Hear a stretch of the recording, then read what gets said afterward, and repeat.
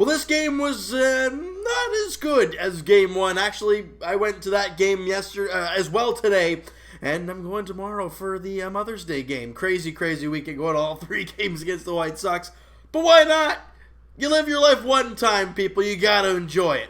And this game wasn't really that enjoyable as the Jays lose 7-2 to the Chicago White Sox, and Marcus Stroman on the mound for the Blue Jays. And the only really positive thing I got to take from this is that Vladimir Guerrero Jr. reaches base in all 4 plate appearances. 2 singles and 2 walks for Vladdy. He becomes the youngest Blue Jay in franchise history to get on base in all 4 plate appearances. You know what we saw today from Vladdy? We talked about it in the last video, guys. We talked about Vladdy kind of getting that stage where, like, he might be breaking out sometime soon. And I think we saw that today. You know, you saw some great at-bats yesterday. You saw in the last at-bat, he ripped 2 balls down the left field line. And you thought, oh, those are pretty good. And then he eventually flied out to right field in his final at-bat yesterday. But today, on the very first pitch of his at-bat from Ivan Nova, he rips a ball to shortstop, too hot to handle for Tim Anderson. It's a base hit into left field. He scorched that ball. And he's already got a hit in the ball game. He's feeling good. His next at bat, down 0-2, grinds and ends up walking against Nova. Next at bat, he walks again. Great job by Vladdy. And then in his final at bat, I think it was in the 8th inning, he inside-outs a ball kind of into right field and it drops in for a base hit. Attaboy, using the whole field. So he goes 2 for 2 in the ball game, gets a couple walks. People love looking at statistics. So Vladimir Guerrero Jr. went from hitting, 146 heading into the game to now 186. Has jumped 40 points. And his on-base percentage coming into the ball game was 222. It jumped to 286. So Vladimir Guerrero Jr. is starting to play some pretty good ball. Now you want to see this more on a consistent basis, but what we're seeing from Vladdy, what the heck is that? Vladimir Guerrero Jr., he was able to pull the ball. You saw that today in his first at-bat. He's able to fight off tough pitches. You saw that in his last at-bat. And he grinds walks. Look, I know people talk about him being a free swinger and whatnot. 11 games, he has 11 strikeouts. That's a little bit high. But again, he's got 6 walks in 11 games for a guy who's never played in the big leagues before. He's got an eye at the plate. And now he's just not getting too happy at the plate. He's more or less trying to just get on base and do his thing to help the team. And you saw that there today. Great job by Vladdy. Randall Grichuk had a ball game. I mean, look, he went 2 for 4 in the game with a home run and a triple to center field. Great job by Randall Grichuk. He's now hitting .255 on the year. He's having a pretty damn good season, if you ask me, guys. Look, you look at his numbers towards this season so far. He's hitting .255. He's got 7 home runs. He's got nine doubles, a triple now. He's scored. Did he score a run? Yes, he scored a run. He scored 19 runs in the game. He's got 18 RBIs. The strikeout numbers are a little bit high for Randall Grichuk, but again, he's doing a great job. Freddie Galvis went 2 for 3 in the game. McKinney went 1 for 4. Luke Maley 1 for 3. And that was really about it for the Jays offense, though. There was not a whole lot of offense going on for the Toronto Blue Jays in this one. They had a few opportunities with runners in scoring position, but couldn't really get anything done. Now, Marcus Stroman was on the mound for the Blue Jays today, and look, his line doesn't really suggest how well he actually did. He went 6 1/3, gave up 8 hits, 4 runs, 3 were earned, and 4 strikeouts. The one unearned run was his error, and errors came back to bite the Blue Jays in this one. You saw it today, guys. I mean, it was blatantly obvious, and it sucked. Because that missed throw by Marcus Stroman allowed that second run to cross the plate there in that second inning. You know, he makes that throw, and even if he's safe at first, it doesn't matter.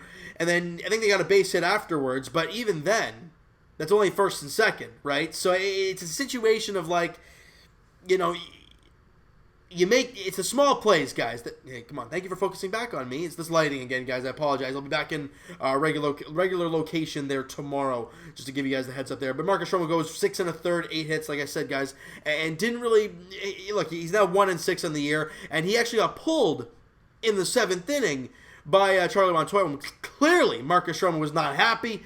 He's talking to Charlie on his way out and was not happy. But you know what? With Marcus Stroman, he's a fiery guy. And you heard after the ball game, there was quotes, and I'm going to read the quotes right now. Because, look, you can't dwell on anything, right? And this was Marcus Stroman. That wasn't a disagreement. That was just me being upset coming out. I was just frustrated. I wanted to stay in the game. I don't think there's anything wrong with that. And there isn't anything wrong with it. Now, and this is Charlie Montoyo saying this. Honestly, I really appreciate when guys get upset like they don't want to come out of the game. I don't want people to be happy when I take them out. Now, Charlie does agree with that, and I totally. And here's Marcus Stroman again. The last thing I'm going to say: we cleared it up right after the inning. Nobody is even slightly upset. So anybody saying that Stroman's a cancer and Stroman is this, Stroman is that, eat it. Just stop. All right? I'm a Stroman fan, so I'm going to back my guy up. But also, he's the best guy we have on this team as a starter. And you're going to chirp him. How about we actually back the guy up? Other than those 2 runs in the third inning, he was dynamite until that 7th inning. But the Jays had no offense. So yes, he gave up those 2 runs in that 7th inning, even though Derek Law couldn't field the ground ball. As he comes in, gets a little dribbler out in front of him. Could have went home with it, but can't handle the play. Doesn't get any outs. And then obviously that run on Marcus Stroman. So that's the 3rd error. 3 errors in the ballgame for the Blue Jays. One was Freddie Galvis on the ground ball. I don't think that led to any runs, if I'm not mistaken. Then the Stroman error, and then Derek Law in that 7th inning. So Stroman was not bad. His line suggests that he didn't have a great ball game, but again, he didn't walk a batter either. So he wasn't terrible. Derek Law went 2/3 of an inning, gave up a hit, 2 runs, walked 2 guys. Wasn't very good. And Javi Guerra went an inning, gave up a walk, gave up a hit, which ended up being a 2-run single, which is why Derek Law got 2 runs against him. And struck out a batter, and then Elvis Luciano had a tough time in his inning, gave up a hit, a run, walked 2. Actually, I think he hit a guy as well. So he had a tough time there in that 9th inning. Look, the Blue Jays, like we talked about in the last video, guys, they're not a team that's going to be fighting for a wild card spot. They're not a team that's going to be going for the playoff spot. But what you do is you enjoy the victories for what they are. And for the losses, you just take them for what it is and you move on. And then you look at the minor league stats, which we're going to do right here. All right? And, those numbers are off. What is going on here? Oh, I don't want that team. I want the Dunedin Blue Jays, because the guy I was keeping an eye on last year, Maximo Castillo, right? And if anybody is a hardcore Jays fan and is doing what I'm doing when it comes to looking at the minor league statistics, you will know Maximo Castillo because you looked at the prospects and you looked at the age of the players down there in Lansing last year in A-ball, and he was there at 19 years old. And I'm like, okay, A-ball 19, what can he do? He's now there in Dunedin, New Hampshire, what the heck? Dunedin, with the Dunedin Blue Jays, and he's in a high A-ball, and he's a 1999, so do the math, he's 20 years old, depending on when his birthday is. He went 5 innings, I think it was yesterday. I gave up 4 hits, walked 4, struck out 3, didn't give up any runs, and did a great job. His ERA in high A ball is .252 as a starter. And remember, he's 20. Maybe you got to keep an eye on? I don't know. We're going to have to keep an eye on that. And my boy Santiago Espinal there in AA New Hampshire continues to rip it up. I think he's hitting .317 now. He's doing really, really good there in AA New Hampshire. And as for Andrew Sopko, we talked about him a couple videos ago. I think he actually got the call up to AAA Buffalo, with the Jays probably bringing up Javi Guerra. I think that's added a roster spot in Buffalo. So they bring up Andrew Sopko. So he's going to be up there in AAA Buffalo, if I'm not mistaken. If I'm wrong, please let me know in the comments. But there's your little bit of a prospect update. I don't really know anything else that's going around. Look, is Jordan Groshans, is he doing anything? I don't know. I didn't really check today at all. But I'm just going to check that real quick here for you guys, because why not?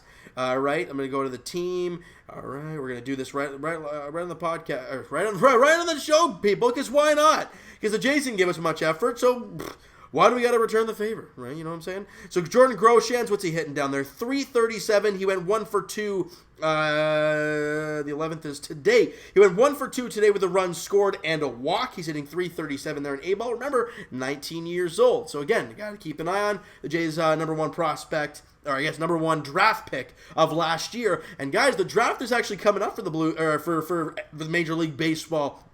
So for Jays fans, keep an eye on it. I'm intrigued to see what's going to happen when it comes to the Blue Jays, but again, one step at a time there, Jays fans. The finale of this series, guys, goes tomorrow on Mother's Day. I'll be taking my mother down there tomorrow afternoon. It's a 107 first pitch at Rogers Center. Lucas Giolito on the mound for the White Sox, the young right-hander, and Aaron Sanchez on the mound for the Blue Jays. Like I said, 107 first pitch as the Blue Jays look to win the series and get back into the win column and actually show some offense after today's abysmal performance against Ivan Nova. He was great there until the 8th inning where he gave up I think it was I want to say the base to Maley? No, I don't know what happened there. But anyways, there was a couple runners on, they pulled them, and that was the end of that. But I think it was the home run to Grichuk. No, was it? Yeah, it was a home run to Grichuk, then he gave him a single to Galvis, and they gave him the hook. But other than that, he was spectacular. Lucas Giolito and Aaron Sanchez get the balls there tomorrow afternoon. All right? So, guys, you know what? That is going to do it for this one. You guys enjoyed this video, and you guys did not enjoy the victory today, or the loss today. Smack that like button. I do appreciate that. Hit the subscribe button if you guys have not already. Comment down below your thoughts on the game, the video, all that great stuff. And by the way, I don't know if he's watching this video, but I did meet a fan down there outside Union Station there today. Shout out to you, bud. Didn't catch your name or anything, but he's wearing a Vikings hoodie, so I'm gonna give him the shout out there. Tip of the cap. I don't know if you're just a Raptor fan, if you're a Jays fan, whatnot. But anyways, tip of the cap. Nice seeing you down there, bud. And like I said, guys, like, comment, all that great stuff there down below. And Evan and I will talk to you guys podcast edition there probably Thursday. We're not too sure as of yet when it's going to be happening, though. Podcast edition. Links are in the description for the podcast channel and for the podcast itself on iTunes. Twitter is also down below, guys. Follow up, send me a DM, do all that great stuff. And Mo Buckets on Twitter, Blue Jays Wave on Instagram, my main man. He's been a great guy, and I can't wait to have him on the podcast talk Blue Jays. He clearly knows his stuff, and he clearly has a lot of insight towards the Toronto Blue Jays. So we'll be getting him on the podcast hopefully very, very soon. It's going to be a lot of fun talking to him about the Blue Jays and what his feelings are towards any of the prospects. Has he seen anybody that I haven't down in the minor leagues that have excited him? And also going towards the draft, what his expectations and thoughts are toward what the Jays are going to primarily go after when it comes to the draft. I mean, we're going to be talking to him on the podcast at some point soon. But check him out on Instagram, Blue Jays Wave. Great stuff, great guy, great content. All right, guys, Blue Jays Wave on Instagram. And I will talk to you guys at Raptors Edition. Game 7. Tomorrow night, 7 o'clock tip-off. Scotia Bank Arena. Ladies and gentlemen, the biggest, one of the, if not the biggest game, and it probably is, the biggest game in franchise history. Tomorrow night, Game 7, Scotia Bank Arena, 7 o'clock tip-off there. I'm excited, nervous as hell, but I know you guys are too. As the Milwaukee Bucks are sitting there waiting for us to be finished, the playoffs on Wednesday, or Philly, depending on what happens. If you're the Raptors, you come out flying on tomorrow night. All right, and as for the Blue Jays, guys, like I talked about, we'll talk to you guys tomorrow afternoon. It'll be late afternoon, probably like 3 or 4, well, depending on the game finishes, maybe like 5 or 6 o'clock. Jays edition, as the Blue Jays wrap up the 3-game set against the White Sox. Like I said, I'll be down there for the Mother's Day game. Lucas Giolito, Aaron Sanchez are the starters in tomorrow afternoon's game. Thank you guys so much for listening and watching. Hope you guys enjoyed this video. Talk to you guys then.